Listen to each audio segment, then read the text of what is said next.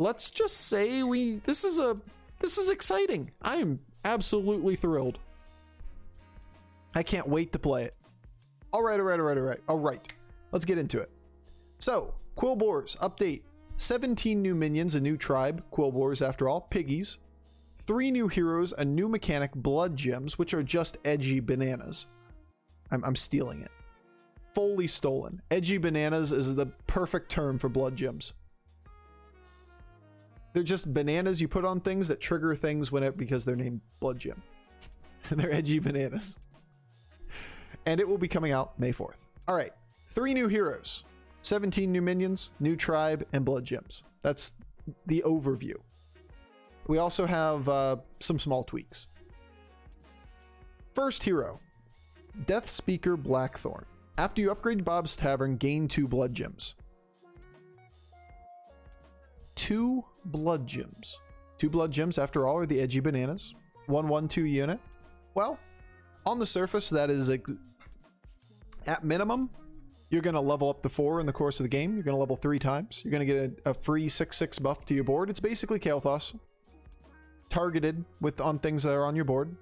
Even if you get no value from blood gems being blood gems, there's a lot of synergy on the pigs that get extra value when blood gems are used on them. So way more than just Kael'thas buff. This is like, this hero is Kael'thas on steroids.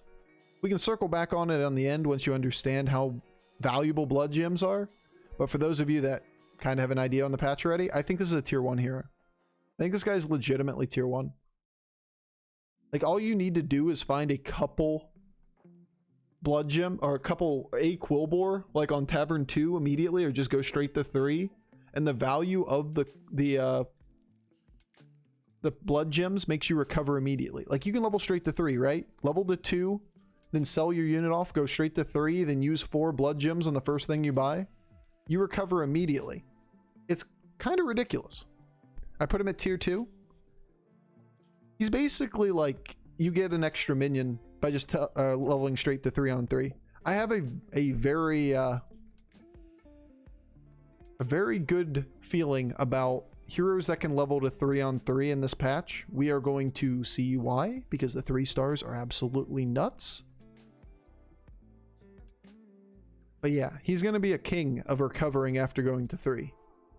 You think tier 1, aka you think these are as good or better than Hook Tusk? I think Hook Tusk is the best minion or hero still. The hero can just level to 3 with minions on the board. It's kind of the same thing. Plus is more flexible. The new 1-star Quill Boars are incredibly good to duplicate into, right? Especially the one that death rattles and gives you more blood gems. We'll get there in a second. Yeah, we can call Hook Tusk is just kind of in its a league of its own. But on the same tier as like somewhere around George Jandis like level in this meta. We'll see. It's going to all shake out. But I think he's really, really, really good. He's the least interesting of the 3 new heroes though. Vol'jin. Spirit swap. Cost 0. Choose 2 minions. Swap their stats. At first I looked at this and said, that's terrible. You don't get any value. All you're doing is moving stats around on your board. It could be great late game and whatnot. But it's way better than that. You can swap minion stats with things that are in the tavern. Has to be something busted about Vol'jin? How about, I don't know, just stealing stuff from the fucking tavern? Like, you can get an alley cat and then just level up and turn your alley cat into the stat lines of anything in the tavern, giving your battle master poison. Exactly. You can do that too. You can, because you just change any Murloc with a battle master. Like, the end game capabilities are really good. The question was always, does the hero survive to the end game? Because you're playing the game without a hero power. If you think of it as like, this only really is useful at the end game. But being able to take a token, take anything early game, and then just swap with the stats in the tavern without having to buy that unit, that's basically free gold. You can't give Battle Master poison? Oh, but you can now. All you do is put a Murloc on the board. Then Vol'jin swap the Battle Master with the Murloc. Now the Murloc has all of Battle Master's stats. You throw away the Battle Master and you poison the Murloc. Bam. Can't give Battlemaster poison. No, it's just not named Battlemaster anymore. It's the same stats and now Murloc tribed. You don't get the Battlemaster battle cry? No, it's just you put the Battlemaster on the board, a 327 or whatever it is. Swap it with a Murloc, poison the new Murloc that's now a 327. Bam. Big Battlemaster with poison. Now it's just going to be named Murloc Tidecaller or whatever it is, but fine, it's only a 1-star now. But yeah. There are a lot of things with these blood shards which are going to be interesting too. Moving the stats around so you can steal them correctly. This hero I think is going to be very good. I think he's going to be a kind of one like Jandis's, where the average that you see on most of the ladder is not that great for the hero, but at really high levels is significantly stronger. I think people have gotten better at Jandis over time, but there was definitely a time period where like Jandis was an average hero at all MMRs and then like a tier 1 hero at top level. I think he's a tougher one. This is gonna be a fun one. This is a high skill tier hero. Exactly. That's what I'm trying to say, just in a polite way. I'm saying people that suck are gonna suck with Vol'jin. People that are good are gonna be good. No. But this is gonna be an interesting one for sure. I really like the design. It's a lot of avenues of choices, a lot of agency, if you will, a lot of choices that actually have impact. It's the same reason I love Hooktusk. Hooktusk is overpowered. Vol'jin may be too, but they're both very flexible heroes that offer you a ton of choices. Yeah, super complex. Agreed. All right. This one is interesting. I'm not sure she's good. Zarella, who is a Draenei, I have been informed, and those horns are not dragon horns. I don't know, man. It looks like the horns on Alexstrasza. I'm confused. I thought those were dragon horns. I guess it's just a very sunny, bright Draenei. Choose a minion in Bob's Tavern. Add it to your hand. Set its stats to 2. Hi, Bofur. How are you doing? And dog? And dog. Yo, Los Riantos, thank you for the 4 months. See, I saw it coming and I stopped talking this time instead of talking over this text-to-speech. Sometimes I do learn. Yo, Los Riantos, thank you for the 4 months, dude. I really do appreciate it. And, yeah. Alright. Cleave, Poison, Divine Shield, Focus for swapping. Yeah, there's a lot of uses for it, for sure. The last hero. I love this hero because he's super... Oh, sorry. You definitely got something in that tea. Yeah, a tea bag and water. I like this hero a lot. It's auto pairing. It's not auto pairing, right? Like, we confirmed this with Cora, who's one of the devs, that she was in the chat earlier while we were doing the patch review, just hanging out, listening to what we were talking about, answering questions. By using this on a unit in the tavern, it removes the unit from the tavern. It'd be insane if it didn't, right? You could just find the first brand, use a hero power on it, freeze the board for a turn, use a hero power on it again, and buy it. Like, it would be so fucking broken if it didn't remove it. No, it's not like Faceless. You actually buy the unit for 2 gold and make it a 2/2. Put it in your hand. Yeah, we confirmed this with the dev. See, when I saw that at first, I thought this was actually the most broken hero I'd ever seen in my life. Like, the ability to turn any unit you see into triples over the course of 2 turns seems a little too broken. It's not that. So it's basically a cheaper way to buy units that on the early turns basically doesn't sacrifice stats. So you get an extra unit on turn 2 or turn 3 when you level up. You can buy buffers that you're going to cycle off the board for 1 cost less. You can make a 2/2 spore, as I've been informed many times. It seems okay. It's just like, it's basically a Lich Bazal that doesn't take 2 health away from you, but is super inflexible. I'm guessing it's like a tier 3 hero. I don't see her as having quite enough power. Thinking Elise Yogg, yeah, we've thought about that a little bit. The line of like going to 4 aggressively, but you have to make use of the stats on the minions you're using. You're basically taking a reduced number of stats compared to Yogg. Like Yogg itself is valuable because you can just hero power, you get something random, but you give it a 1/1 and it's a good minion. If it's a 2/2 randomly on the board, even if you could choose it, I'm not sure you get there. Especially with how many tokens are out of play now, because we have 7 or 8 tribes now, right? Quill Boars are 100% in. Every game will include Quill Boars.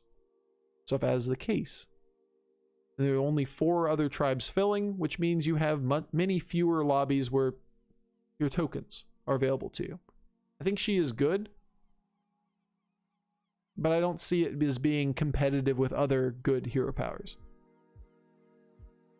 Well, thanks to clarification, I've gone from S tier to tier 2 to 3. Yeah, somewhere in that range. I think she's like a mid tier 3 personally, but I wouldn't be shocked if we find a way to play her at like a tier 2 level. By comparison, I'd rate her somewhere like Ragnaros or Yogg or what's a good example of a tier 3 hero in this meta? Patchwork, Crag, Patches, Yogg, Sindragosa, Eudora, like somewhere in this range. I just don't see it as being valuable enough to actually work or warrant not having another hero power, you know? Like passive hero powers are generally better than this just so you can play the game like normal and take advantage of a passive. All right. Really good. Like somewhere in the ballpark of the best tempo hero. I think it's better than Lich King. I think it's better than Alakir, which are like our normal tempo heroes, because I think pigs are broken. We're going to get into why pigs are broken. Vol'jin, I think, is going to be probably low tier 1 to tier, like high tier, sorry, low, mid tier 2. Somewhere in that range. Like in the range of Lich King or something. So, no complaints there. Yeah, like Greybow, Rafam, Alakir, Lich King, like this area. I think that's a good hero. Vol'jin is easily going to be the most fun, in my opinion. Hey, you're allowed to have whatever opinion you want, and I agree, though. Opinions on fun? Hell yeah. Heroes that you can use their hero power every turn makes more choices over the course of the game. Lots of impactful lines, creative things to do. It's like Jandis and Hooktusk. There are a lot of small ways to optimize play. Vol'jin's gonna be a chat chooses the hero favorite? Probably. Alright. Rat King's updated where Quill Boars are now one of the tribes he can get. There are only 5 tribes in at a time anyway, so it's not a nerf or a buff to Rat King, it's just, you know, Quill Boar is one of the tribes. Dreaming of 2/4 alley cats. Yeah, exactly. All right. Now to the 17 Quill Boars. Number 1, the one we saw yesterday. 1 star, 3/1, Battlecry, gain a blood gem, or an edgy banana. All right. It is useful. Why? Because for later, we'll see why blood gems are good. Can you zoom in on the photos, please? Yeah, absolutely.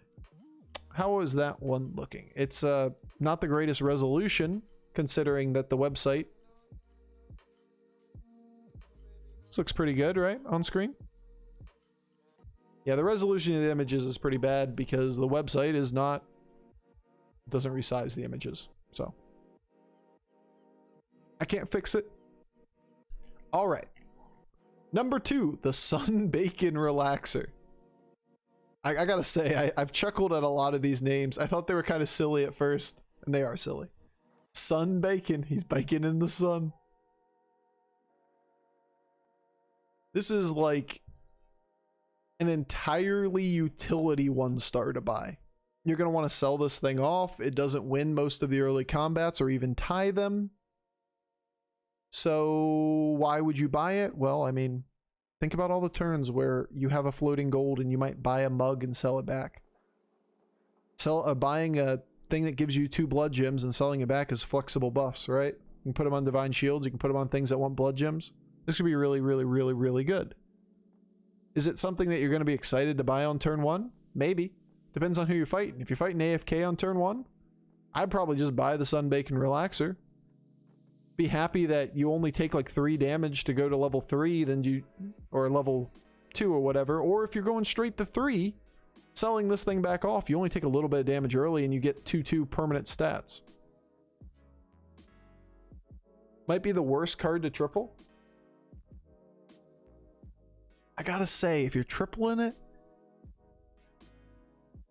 it's probably inefficient. Now, I mean, you do get the 5-star or whatever, but you lose 2 blood gems in the process because you could always just sell all 3 for 3 blood gems. So you gotta really want that 5-star or whatever you're tripling to get. But yeah, I agree. It's a pretty bad one to triple. It's kind of like how people joked before that you'd never triple the gold pirate, the gambler. And sometimes you triple the gambler because you want the fucking 5-star or whatever off of it, even though you lose the gold. Eudora pays 5 gold, 5 turns, and gets this. That's what's gonna happen. But then you get to sell it back off and get 4 1/1s. That's something.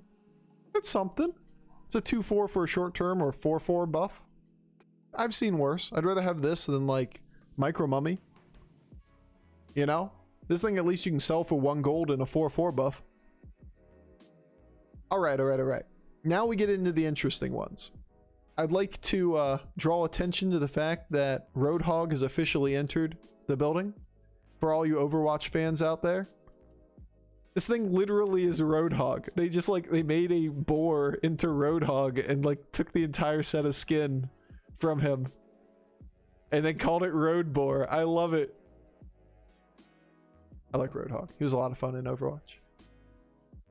What is a blood gem? It's an edgy banana. Here you go. Edgy banana. 0 gold. Give a minion 1/1. They could have renamed it banana, but then there would be a problem where bananas don't thematically fit here, and then things that generated bananas would be better with these guys. Mookla be OP. Peebop from Teenage Mutant Ninja Turtles. This is quite literally Roadhog. I mean, it is their other franchise. They're allowed to do their own plays on this. This hero, or this unit, the way I view this one is that it's going to be really snowbally, right? It's kind of like having Baron's Blacksmith early. When you get it quickly, it almost always frenzies. And when it frenzies, it's going to generate a blood gem, right? You use the blood gem right back on the Road Boar. That's a 3/5. Like a 3/5 on turn 8. Or potentially even a 3/5 on like turn 3. I said turn 8, didn't I? Turn 3 or turn 4.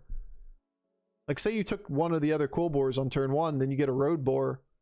This thing could very easily be a 3/5 or a 4/6 on turn 3. It always frenzies and you always get more blood gems and you just keep throwing them on this and it generates a 1/1 stat a turn. Think of it like a bit like a conditional gold grubber. Sure.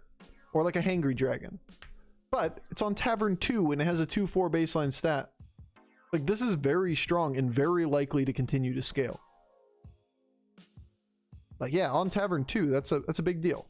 Now, I think the 2s are pretty weak compared to the 3s and the 4s to the point that almost debate on I honestly think there's a lot of merit to just going to 3-on-3 on a lot of heroes. Like leveling straight up to Tavern 3 on 6 gold by selling your first minion and going up. Kind of like what you do on Silas all the time. Alright. Second Tavern 2 minion. Tough Tusk. After a blood gem is played on this minion, gain Divine Shield for the next combat. First of all, it's a great stat line. A 4/3 on a 2-star. When you use a blood gem on it, it's going to get the 1/1 buff, and it's also going to gain Divine Shield for that combat. When you gold this unit, it gets permanent Divine Shield. Here's what I will say. The fact that we have incentive to put a blood gem every turn on a unit that doesn't really want blood gems for permanent scaling makes this thing a little weaker than I think it appears. It is incredibly strong, don't get me wrong, but if you do not triple this thing, you are very, very, very likely selling this off the board in the mid game. So you need a way to remove your blood gems from this unit. You know, we'll figure that out later. But if you do not triple it, you're not going to continuously play blood gems on this one unit. Even if it's like an 8-7 or whatever. I think it's good. I think it's very good even because, you know, there are a lot of blood gem mechanics that we haven't gone over yet. But with what we've seen in terms of blood gems as of this point, that is a very hard card to make work because, you know, what are you going to buy a bunch of 1-stars to generate blood gems to give him to this thing? Now, he's obviously better on certain heroes. The new hero that gets blood gems every time they level up is obviously way better with this unit. Well, obviously, there are other ways to generate blood gems. We've only gone through 4 of the 17 cards. But having enough blood gems to repeatedly do that is kind of a pain in the ass. 90% I'm happy to buy a blank 4/3 on 2. Yeah, absolutely. Don't get me wrong. Don't get me wrong. Card is great. I will be buying it every chance I get. But it's kind of like the opposite of what our current mentality of how to play mid-game is usually done in like modern Hearthstone Battlegrounds. Like the mentality that you waste a bunch of resources in the mid-game for tempo now for no value later is something that's frowned upon pretty much universally across the board. We're much more prone to taking units like Warden on Tavern 3, which is a 3/3 that gives you a coin, then throw away a coin for a small incremental buff, right?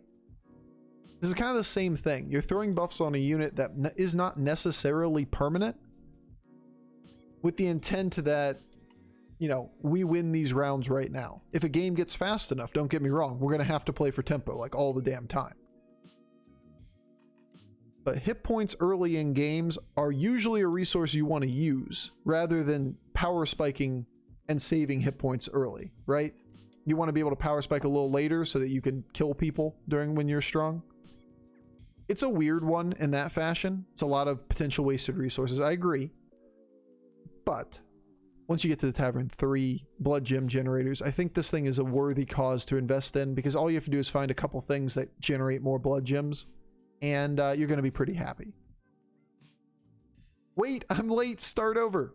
Edgy bananas, edgy bananas, edgy bananas. You're caught up. This thing likes edgy bananas.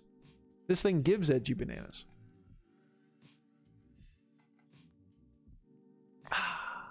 T.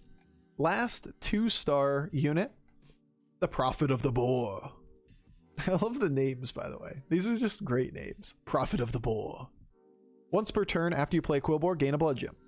So in other words, it's kind of like a really janky party elemental. So what is it? Why is it good? Because blood gems are very useful for certain heroes. It's a 1/1 buff each time you play a Quillboar. It's okay.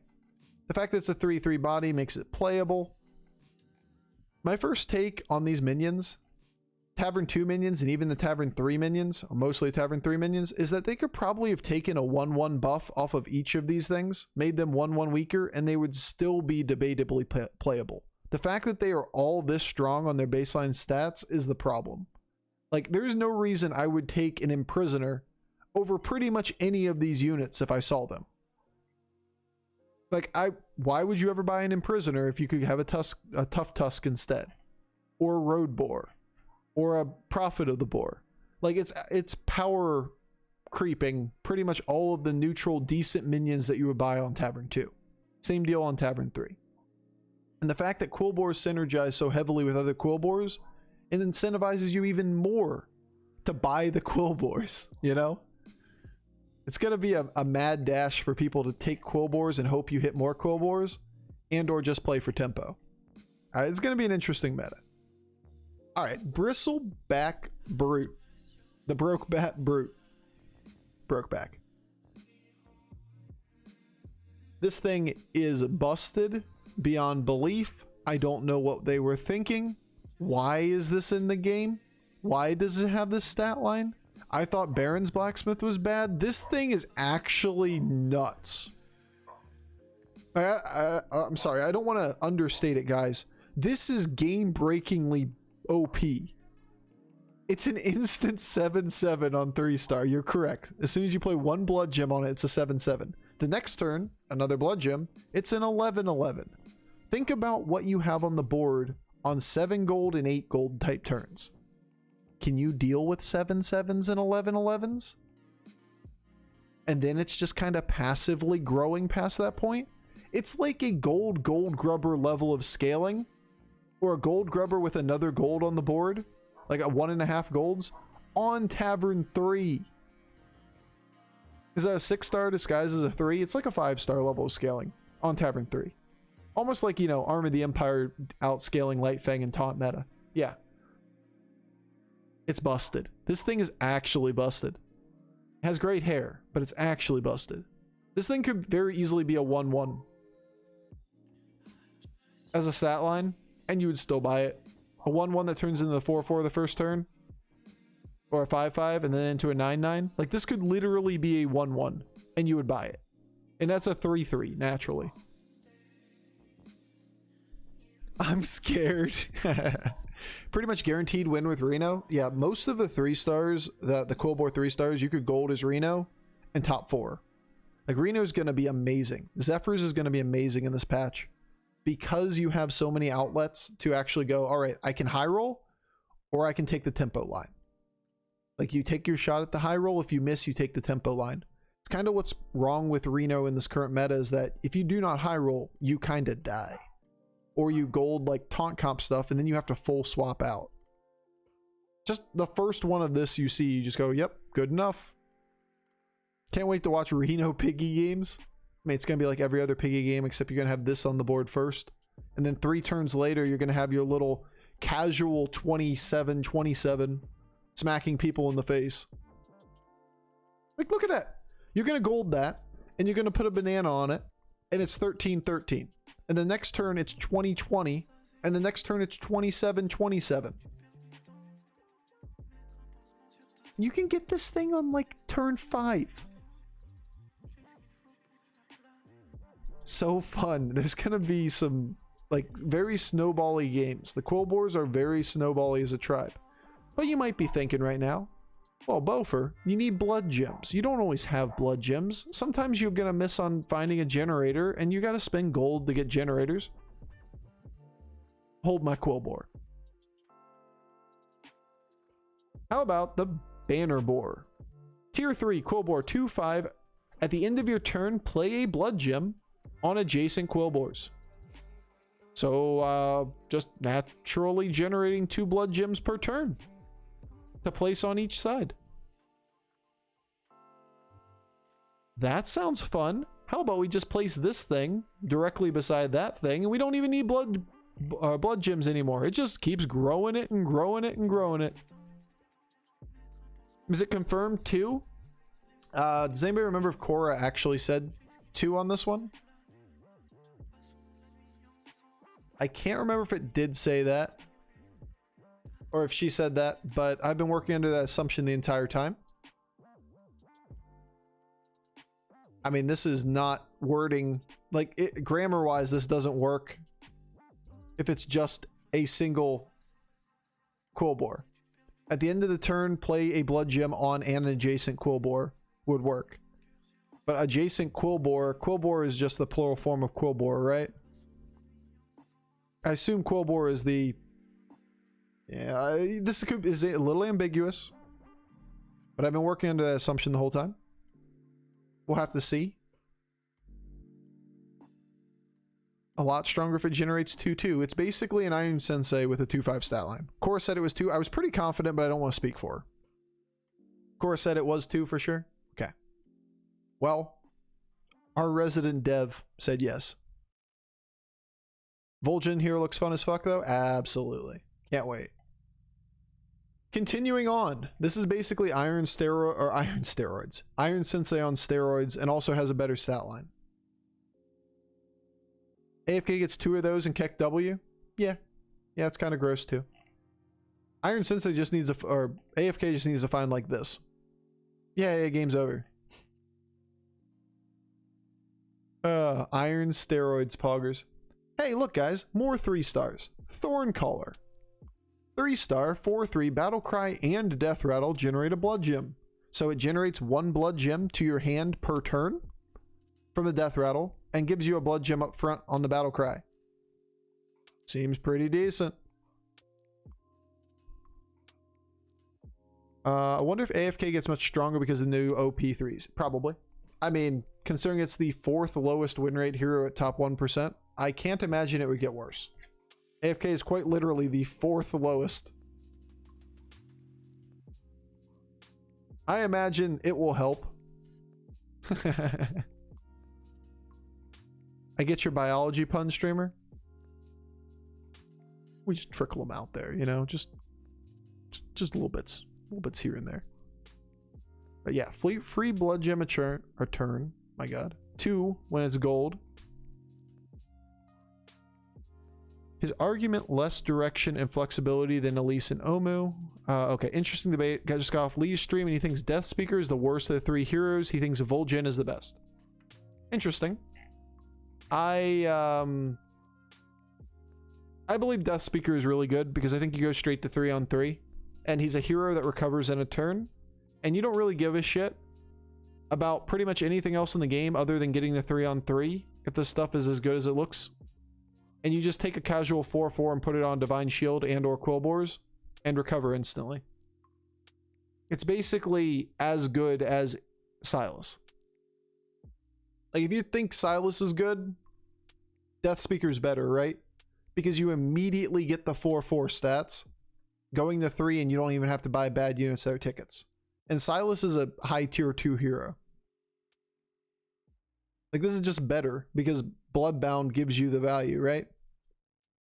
His argument's less direction and flexibility than Elise and Omu. I mean, obviously less than Elise, and Elise's are better than Elise in terms of stats, but Elise is garbage. I don't know if he's the same as Omu. I think he's similar to Omu. That's fine. He's allowed to have his other opinion. We're allowed to differ on these things. The hero is utterly busted though. And I think Vol'jin is a tier 2 hero. So we're not really that far different on the opinions. I just think that the Tempo Quillbore hero, whatever his name is, Death Speaker, is a little bit better. And he's going the opposite direction. Or he said the worst of the 3. I don't know about that. The 2-star one it's going to be hard to get value. 2-cost one here. Somebody asked that question. What do we think about Zarella? I think she's okay. Gives you an extra unit early. If you find a token, it's decent. But I think you just kind of level on curve and you use it to take extra buffs in the mid game. I don't think she offers enough to be competitive with the good heroes. She's fine. No doubt this hero power is an advantage to have. But she's just fine. Yeah, I mean, I don't mind people having very, very different opinions. What, am I going to get offended that somebody's first thoughts on a patch are different than mine? I thought Cthulhu would be trash when I saw it. Cthulhu was not trash. I thought, my favorite take was that I thought Grim Patron was going to be terrible in Standard. Because who doesn't just kill a 3/3 unit when they put it on the board? It's never going to duplicate. What, are you going to whirlwind it once? I didn't see all of the synergies. I didn't see it coming. And then it broke the game. Are you excited for the patch? Can you tell? I'm actually fucking thrilled. Zirconin. I cannot wait. I ended up talking like 2.5 hours on this patch when they released the notes. Played some games and came back and did a second patch review here. Alright, so generators of blood gems. Recipient for blood gems. Recipients of blood gems above. Not that one. Now, an interesting unit. Not really a tempo unit, but a utility unit. Tier 3 Quillbore. 3/3.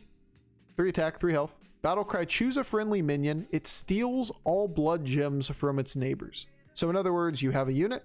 You have a Quillbore on the left. I don't know what it is on your camera. Left and right. Target the middle minion. That minion takes all of the blood gem buffs from the neighbors and adds it to its own stat line, removing them from the side units. Think of it like a Battle Master. It's like 340, stealing 10 blood gems from its neighbors and being a 1350. I'm shocked how many Quillbores are on 3. It's the same as what? Mechs or Murloc? No, never mind. Both have 3, right? Yeah, I mean, it's a lot of 3s. Honestly, I'm shocked how powerful they are. I honestly believe that they could take every one of these, everyone on 3, and most of them on 2, and take away a 1/1 from them, and they would still be playable cards. Crazy, right? There's only 4 on 3 for Quillboars. Most tribes have 4. There's only 4 of them here. A lot of them have 3. Like mechs have 3.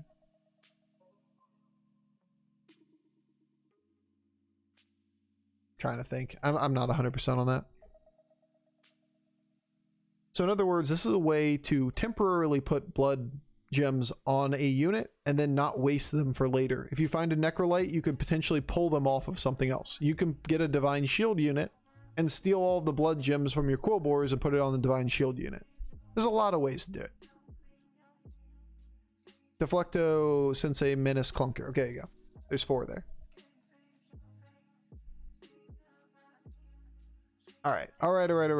Right. Utility card, it's not really going to be that good when you're on Tavern 3. You're not going to really want to be taking it. But for end game, it makes a lot of flexibility. You might be able to move stats onto a Cleave, or move stats onto a Divine Shield, or move stats onto a Poison if you really wanted it for some reason. Make a big Baron. Like, this kind of stuff is agency. This stuff is utility. This is really healthy for the game. It makes complicated decision lines. These are the kind of cards that Blizzard needs to develop more of. These things make the game more complicated, and that is good. Because the game right now is like baby's first meta. We have so few major decisions in the game right now. This is the kind of stuff that makes it interesting. I like the concept of the minion because it means positioning before playing cards is important. I just don't think it's strong enough. I mean, you can move around minions at any time, right? So, I mean, I'm not going to buy it right now, but you don't think that by dumping a bunch of blood gems in the mid game into a random minion, like say, for example, the Brute, you're not going to steal all of its buff from it. You're just going to take the blood gems away, and then at a later point, putting a 10/10 on a Hydra or something might not be decent. Like, seems okay. Does Zap suck now? I mean, that's once again another way you can potentially put that on a Baron.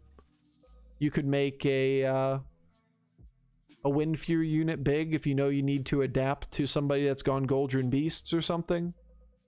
There's a lot of ways where this is useful. Whether or not it's I mean, like, I'm not auto picking this thing up on like 8, 9, 10 gold turns, but it's like a turn 14 kind of card that you're really looking for because it allows flexibility to move shit around. Card isn't creating value, so mostly moving buffs off minions you play. Very conditional. Yeah, I mean, nobody's arguing to play it on like turn 8 or 9. It's super good for late game stuff. Most of the Quillboars are just vanilla statted minions. You're not going to want to keep them on the board the whole game unless games are resolving very quickly. Having the ability to move them into, you know, a big Zap, a big Baron, Divine Shields, Cleaves, etc., pretty useful. I see a lot of value in this. You're just not buying it on like turn 8 or turn 9. Means you can be super liberal early game with gem usage. You mean like on this little thing here that temporarily gets Divine Shields and you may not want to keep on the board the whole game, and then potentially you don't have to waste all those little blood gems, and you could like move it over onto something good? Sounds pretty good to me.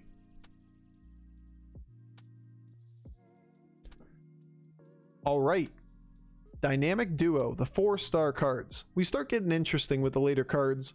I will say this, keep in mind that what we just showed on 2-star and 3-star minions are a lot of tempo. These are a lot of tempo. There's scaling and there's tempo here. Tripling into 6s is not common in tempo metas. Getting a hold of 4s early sometimes is a very valid play. You want to stay on 3 for a little bit? Take a triple into a 4? It's not been right in quite some time. But there may be a reality that this stuff is just good enough to be picking up, that when you get a couple of them, and if the 5 stars are not super OP, then hitting early 4s generates more value than the 5s would for you. We just have this separation right now in the game where 4 stars are tempo, 5 stars are scaling. And usually in the early game, you're looking for a way to get into the 5 stars. Well, that's not really the case on Quillboars. If you're already like committed into like a turn 9 where you're on 3, you're looking at leveling potentially or just playing more Quillboar stuff, there's a real chance you might be tripling in the 4s and staying on 3. Because the scaling is on 3. The scaling is already there. Now, I mean, there's still reasons to go up, but I'm saying like it's not as cut and dry as it has been in the past where like tripling in the 4 bad, tripling in the 5 good.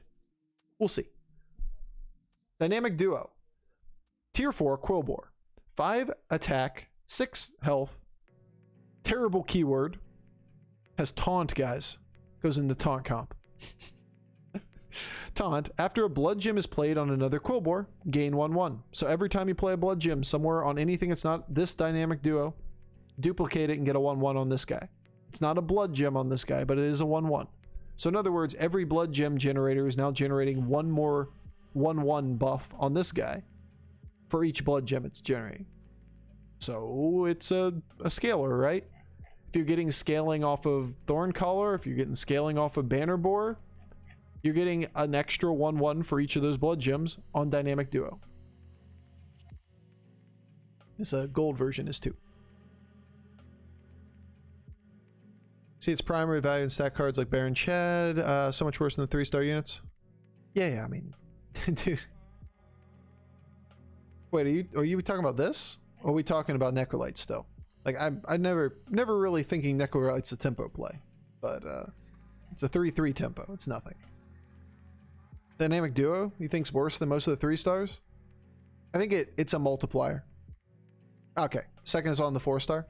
I think it's a multiplier. As soon as you have something like Banner Boar and a couple 2-star, if you have Banner Boar on the board, for example, and like Bristleback and Tough Tusk or whatever,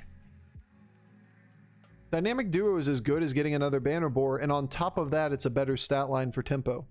Like, by itself, like the first turn it's played, if you have a generator on that board, it's as good as buying the 6/8 taunt or the 5/8 demon taunt. Like, it's a good stat minion already. Like, that is really, really, really solid. Like, it's like, what, 7/8 if you had one Banner Boar on the board? And it's a 9/10 the next turn. Like, you can't be upset when you're buying a Gold Grubber effectively that's a 7/8 the turn you play it from Tavern 4. That's a ton of stats. Now, it's vanilla and it's a taunt. But hey, a big taunt prevents bullshit Baron's Blacksmiths. So, something else to consider. By the way, I don't think it's the be-all end-all best card. I think it's good. I think it fits with everything else. To me, the tribe feels way too flexible. I think it is way too strong, and there are too many stats on these things. You could take off a 1/1 from almost every single one of these Quillboars, and the tribe would still be playable. You don't need to get like exactly this Quillboar with that Quillboar. You just need to get Quillboars. If you get 4 or 5 Quillboars and you're scaling, you're better than almost every other tribe in the mid game. Like, look at this. Taking blood gems, putting a blood gem on this, putting a blood gem on this, even putting blood gems on this, and this thing frenzying each turn and making more blood gems. It's just, this is a 1/1 scaling a turn. This one's Divine Shield every turn. This one is 4/4 scaling a turn. This one is 2/2 at least scaling a turn. Like, the fact that you're buying minions that are competitive tempo-wise that are passively scaling is so much better than what else exists on Tavern 3 and below. Like, it's like buying Iron Sensei's text on every mech you buy. Like, why does, I mean, it's just, to me, they seem way overtuned for the effect that they basically scale and get stronger when there are more of them on the board. Like, it's like every little mech has like, give other mechs 1/1, give other mechs 2/2. Like, this is super strong. Critical mass of stats. It doesn't matter if you don't have utility. In the mid game, you just kind of stomp everything, and like, I keep trying to draw the parallel to this with demon meta. There became a point, a critical mass in demon meta, where there were basically two major lines that people played. There was the I play Wrathweaver, I play Floating Watcher, dominant line. And then there was the I go for tempo mechs, whatever, where you are more passive, you lose a lot of rounds, but you stay healthy because you're not playing demons. And you just kind of rode out the storm and took positive points. There were a couple high roll heroes and stuff in the meta, don't get me wrong. There's Tyrion and all that kind of shit. But in general, that's what the game came down to, is everybody dumping stats on the board, starting turn 5 and going through the mid game. Games were ending on turn 12 all over the place. I can see that happening again, especially with this being in every lobby.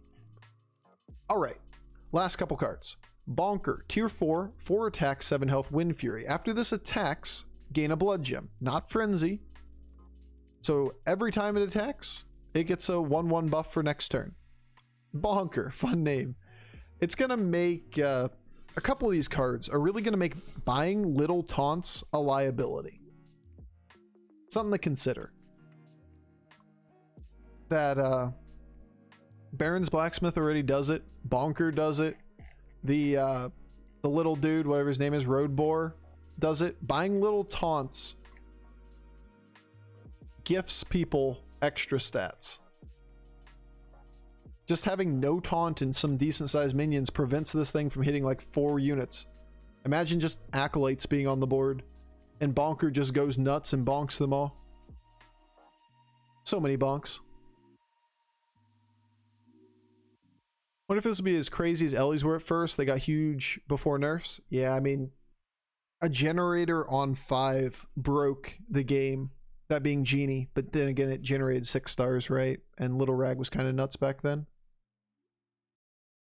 It adds a blood gem to your head. Oh my god. To your hand, right?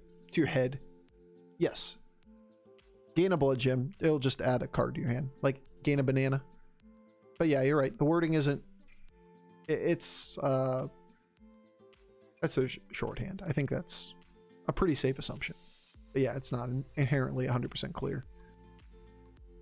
But yeah, Bonker generates extra blood gems. I don't think it's amazing in terms of a generator, but it is something that you are going to kind of passively throw all of your buffs on because it generates even more blood gems. And the fact that it's a 4/7 to start means it almost always double trades at early points in the game when you buy it.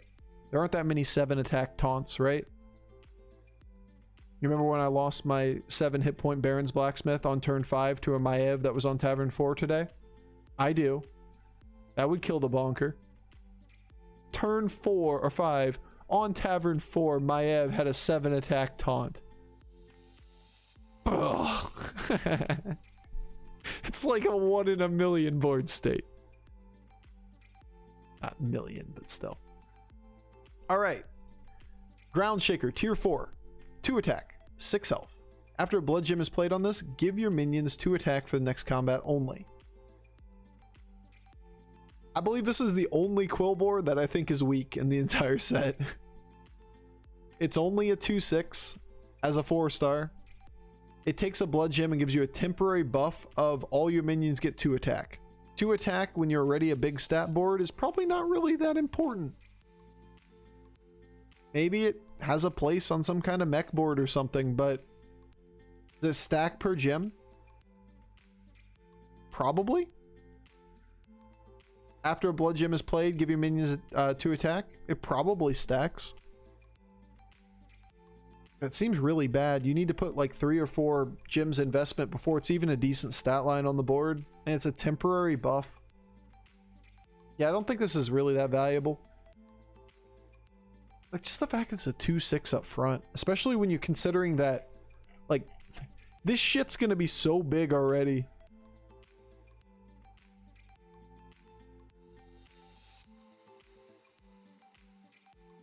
I have no idea if you sell it off, whether it'll do anything. Seems like a very niche usage for it, that you would try to use it as like a buff on a key turn or something and then just sell it off the board. I don't know. We'd have to play it to find out. Cam's back after 4 hours, finally on tier 4. Yeah, absolutely did nothing else this stream other than talk about the patch. Alright, guys. Holy Mackerel's back. Just kidding. It's not actually Holy Mackerel. 5-star Quill Boar. Wind Fury, Divine Shield, Frenzy, gain Divine Shield. So in other words, 4/8 Wind Fury, Divine Shield unit. If it attacks, and then attacks again, and on the second attack it doesn't die, it gets its Divine Shield back. It can't proc more than once. That's not how Frenzy works. It's basically the perfect recipient for all of those blood shards. Where you have a bunch of blood shards used on bullshit units over the course of the game, like maybe a tough tusk that, you know, didn't triple, road boars, brutes, etc., and you find one necrolite later, and you can take a bristleback knight and give it a 10/10 buff, and it's a Wind Fury 14/18 that attacks once and then attacks again and gets its Divine Shield back again and attacks twice again. Get 4 attacks off of those buffs. That's pretty damn good. So like Deflector can get 1 reset? Yeah, but it's in a tribe that doesn't have a bunch of Divine Shield. It's potentially 4 attacks out of the damage that's on it, as long as the health survives. And 8 health is pretty hard to kill in one hit, especially if you give it a few bananas. A few edgy bananas. Like, this is a very solid card. It's a multiplier, right? Moving stats to this gets more value than moving stats to other things. Yo, Carmelo, yellow. Thank you for the follow. Welcome to Bofur's Gophers. Go for Bofur. Every time somebody follows, I check my little counter there in the bottom. This is the first day I've ever run the little follower goal. So, we obviously did not get a lot of followers today, but it's working as intended. All right. Yeah, you're all my beta testers. Bristleback Knight. I love it. I think this card is very strong. The stat line alone makes it decent. I mean, not alone, but the stat line in combination with the fact that it's multiple Divine Shields makes it very, very solid. Good refollow there, Rolf. Doesn't work. When it comes to Quill Boars, the question I ask is this minion worth leaving Tavern 3 for? I think Quill Boars will be a tier 3 tribe like demons and mechs were tier 4 tribes. I don't think there will be a tier 3 tribe. I think there'll be a tier 4 tribe. I don't think you ever really go to 5, but I think you go to 4 because this card and this card are actually reasonably good units to get. Tripling into 5s is useful because, you know, there are a few of them. We'll get to it. And you get an extra board spot on Tavern 4. Staying on 3 is pretty tough when you only see 4 cards per roll, whereas 5 for Tavern 4. Like, I see it as a tier 4 tribe. There's definitely better things on 3, but at a certain point you have it's like when you're rolling for Soul Juggler, right? You're looking for Soul Juggler and Imprisoner. It's very easy to just roll and find nothing. There are a lot of cards on 4 that are playable alongside all of this stuff. Like, you can easily put an Argus on the board with these guys, and it fits perfectly. You can always put a Harbinger on the board as well. Like, there are a lot of things on 4 that just work because they're good minions. And you don't need 7 things that work with Quill Boars. Like, I think that's healthy about this game right now. Right now we have, you know, Harbinger as a win condition. Or not win condition. A direction where you can just hard pivot into taunts after you find Harbinger. I expect the meta to change a little more where it's like, if you're going pigs or whatever, you can you can augment your pig board with a Harbinger or whatever. And that's a good pivot or whatnot. 4 stars are still pretty valuable. All right, the 5s. This one is an interesting one. I could talk about this one all day. I'm not entirely sure how it works or where it will work, but the fact that it is different makes it interesting. It is not a Quill Boar card. You make fair points, but I'm definitely going to be testing tier 3. Yeah, I mean, obviously, we're all just brainstorming and spitballing right now. Augmented pigs. Super pigs. Exactly. Agam Thorn Curse. It's one of the legendaries, so it makes, I I would say Sneeds is pretty weak. It's a bad thing to get off of Sneeds, so remember that. After a blood gem is played on this, give a friendly minion type of each type 1/1. So it's basically like an odd Calicos that requires blood gems and wants to incentivize having a bunch of different tribes on the board. So you're kind of caught in a weird middle ground here, where in order to get a lot of blood gems, you have to be playing a bunch of Quill Boars. But if you're getting a lot of blood gems, then you're not buffing as many tribes because you have more Quill Boars on the board. So there is going to be some level of like, this is kind of like an intermediate card. It's good as like maybe the second best Quill Boar to be on a board if you had Lightfang or something and you're not really doing Quill Boar stuff. Buffing Hydra and Bronze Warden, yeah, it's kind of what I was thinking as well. It's when you're looking at playing a bunch of blood shards in the mid game, you've put a bunch of blood shards on shit. You're looking to potentially use something like Necrolite to move stats over to like a cleave. This is a reasonably decent minion to triple into, and you'd be like, all right, I got an Agam. I'm gonna pick up a couple minions that are decent, and we're gonna pull all of our blood shards over onto a Divine Shield and a cleave or something, and that's gonna be like your end game state. It's a tempo line there, and you get some good value off of your blood gems while you do it. Seems okay. I'm not entirely sure how this is gonna work. I assume Necrolite doesn't trigger Agam a bunch of times. Yeah, that was what wasn't 100% answer from Cora, but she said she didn't think it worked that way. Because I believe that the buffs just move and not like because you have the blood gem as a card is played, that's when this thing triggers, not when the buff is moved. Same deal with this guy, our good boar who's a good boar. This one is super interesting though. Like the card itself offers a lot of flexibility. It seems like it could be a decent fit into a lot of different places. And that's good. We like that. Flexible cards, good. Agamagan, the great boar who's a great boar, you're a great boar. I'm gonna do that forever. Who's a good boar? The great boar. Plus it's adorable. Like it's the best card art in the set. That is an adorable boar. Who's a good boar? Agaman. Agamagan, the great boar. Your blood gems give an extra 1/1.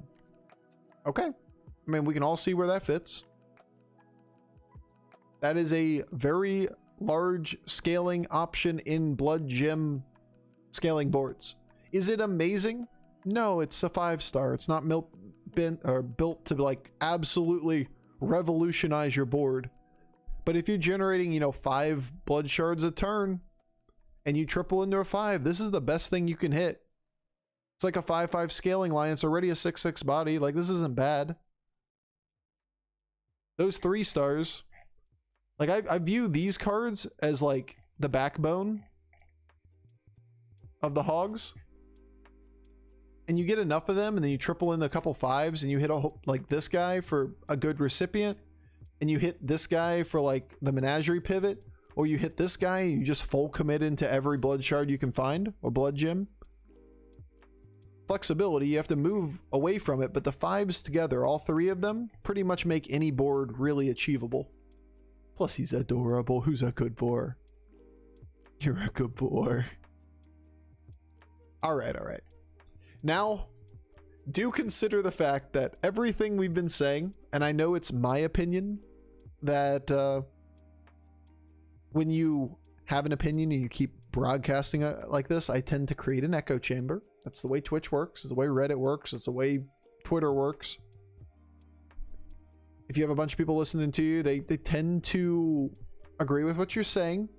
I could have a completely wrong take on a lot of these cards, but I see those 2 and 3 stars, and to a lesser degree the 4 and the 5s, giving you a ton of tempo early game and really speeding up this meta. I do not see a lot of times where I would be looking to triple in the 6 stars. I don't agree with you. You're allowed to not agree with me. Absolutely. Go for it, dude. I love dissenting opinions. But if you say this is not a good boar, who's a good boar? Then I think a timeout's going to happen. Weird, it's a beast. It is only, first of all, it's just like Gentle Megasar was. It is banned or removed from the pool when cool boars are removed, not when beasts are. But yeah, it is a beast, which is interesting because it is a boar. It's not a good boar, it's a great boar. It is a great boar. Who's a good boar? Who's a great boar? Pet the damn boar. Yeah, I got this. So it is in whenever cool boars are in. It's not removed when beasts are removed. But yes, it is a beast tribe, which is kind of interesting when you view it with Agam, because it's another tribe to be buffed on the board. Agam with Agam does buff this. All right, I gotta go sleep. Catch you before uni. Catch you later, Bofur. Have a good one. Good luck with your crippling addiction to the patch notes. Dude, I'm so excited. It's not even funny. I can't wait. Who's a good boy? All right, now we're gonna look at the 6 stars. The 6 stars are good, don't get me wrong. I just don't see where they fit the meta. They fit like Millhouse or a couple high roll heroes maybe, but I just don't see them fitting cool boars. That's what I'm saying. All right, Charolga. Tier 6 Quill Boar. 7/7. At the end of your turn, play a blood gem on all friendly minions. Alright. What is this? You get to play a blood gem on every minion?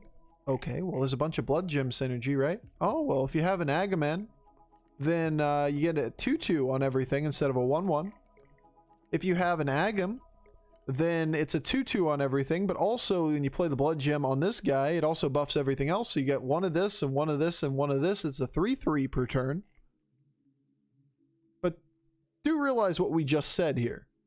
If you have exactly this 5-star and this 5-star and this 6-star, it's basically like a 2/3 of a Calicos.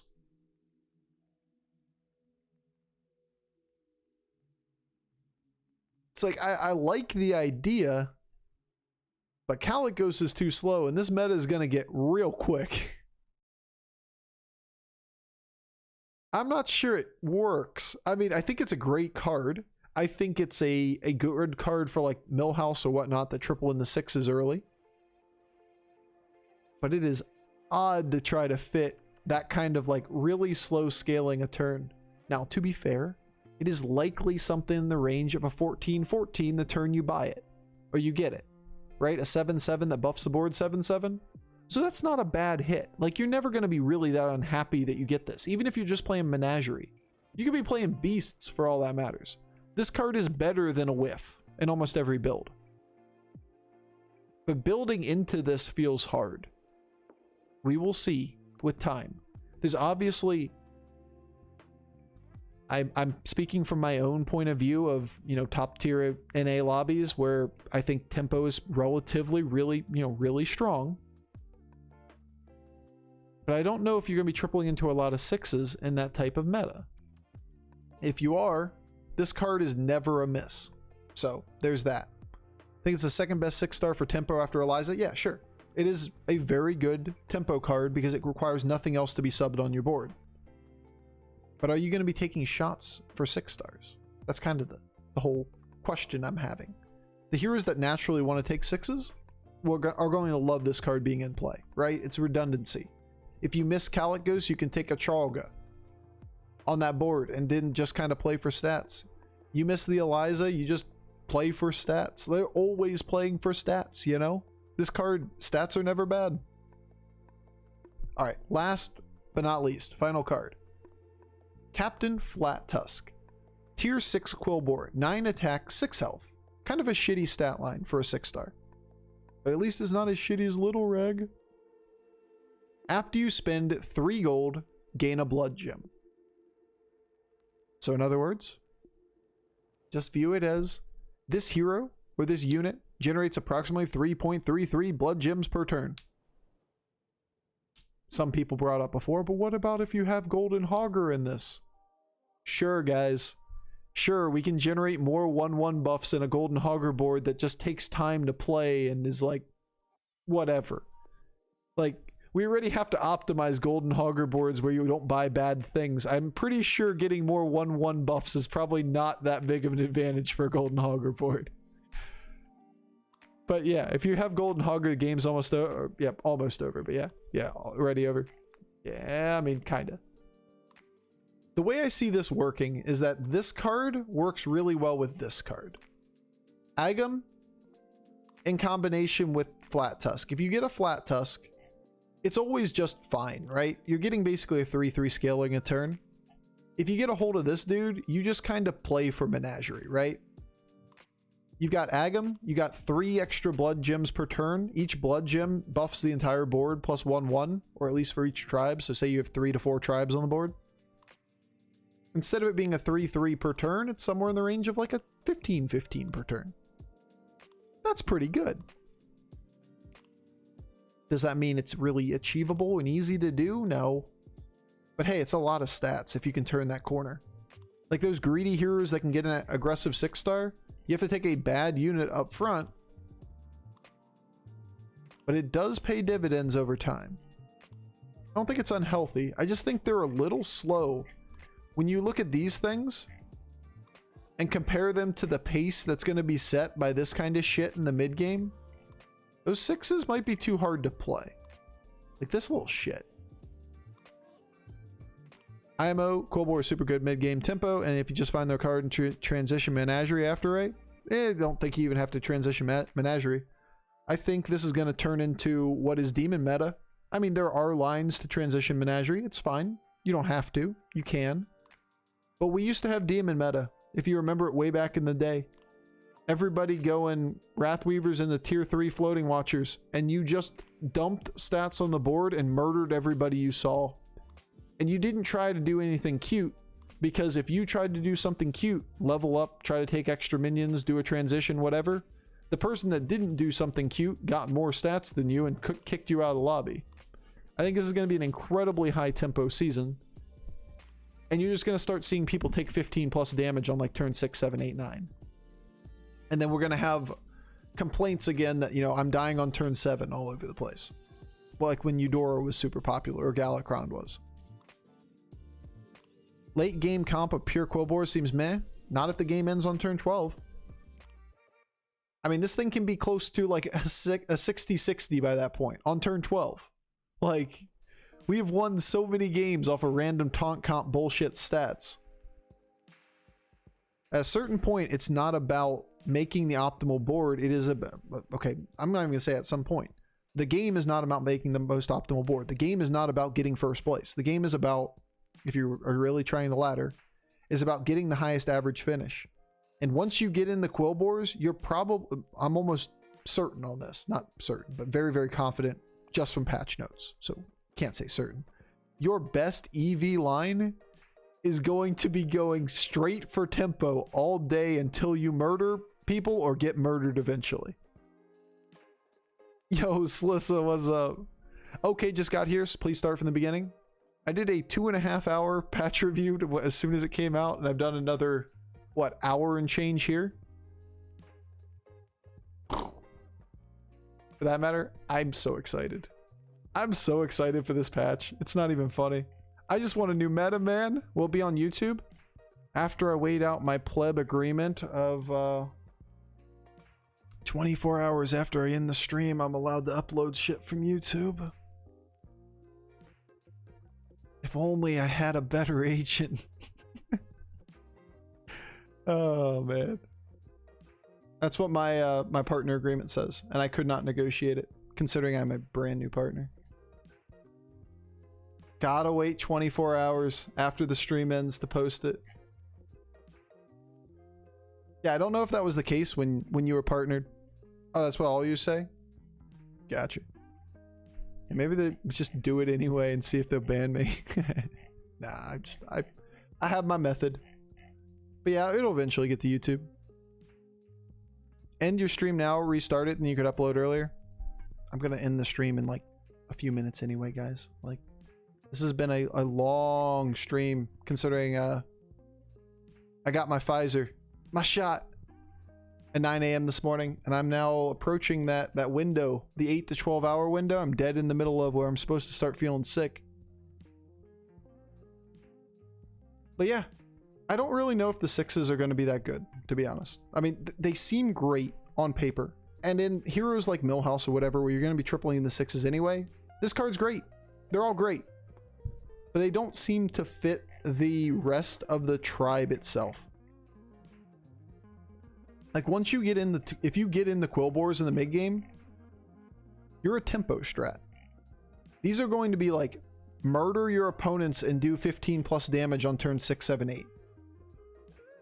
And if enough people do that kind of stuff, that speeds up the lobby like Demon Meta did, to a point where there are very, very, very few heroes that are capable of getting end game state boards, and everybody just fights and squabbles over tempo units. Will that be the case? I don't know. It's tough to say in a vacuum. If I'm the only person playing tempo, then that seems kind of bad, right? You only hit one person, everybody else greeds, they get stronger around you. But you know, if half of the lobby's going tempo, then you murder the other half of the lobby. There's a critical mass somewhere, though, that you get too many people going meta or going tempo in the meta, and it kind of disables the ability to play anything greedy. Doesn't have to make you sick, by the way. Yeah, I mean, so far I'm at, what is that? It was 9 o'clock this morning, so 10 and a half hours, and I feel fine. I feel normal. Only thing is like the small amount of soreness on the shot location. That's it. Did they give us 100 hit points to actually let us play the game yet? Can't. I love that suggestion. Every time I see people say like, we should make tokens do less damage, or we should have bigger health pools, or whatever. You do realize like half of the heroes in the game right now power level already. Like, Patchwork's main strategy is, I have no hero power, but I have 55 hit points, right? I leveled a tier 4 on turn 4. If you made everybody have 55 hit points, we'd all level the tier 4 on turn 4 and skip all the low taverns just to get good stuff. Like, the game is not balanced. I mean, obviously, you're being sarcastic. I understand that. But that would be, it would be less fun. It'd be skip the entire mid game. Hi, puppy. Hey, Em. How you doing? She is exhausted today. She had a tough day. I had to leave her for an hour. And she was traumatized, I believe. Let me bring that back up. I had to leave her for an hour to go get my shot. And she's just like, ever since, she's been asleep right there watching me. Or, you know, sleeping. Oh, well. Hey, you have a picture of me? Sun Bacon Relaxer is me. Dude, I've chuckled at like half of these names. I love Roadhog existing in the game. The Roadhog skins from Overwatch. Even the belly. The Sun Bacon Relaxer. It's bacon in the sun, dude. And of course, as we all know, I'm a big fan of Who's a Good Boar? You the Great Boar. Oh well, I think it'll be a lot of fun, guys. I'm super excited to keep playing.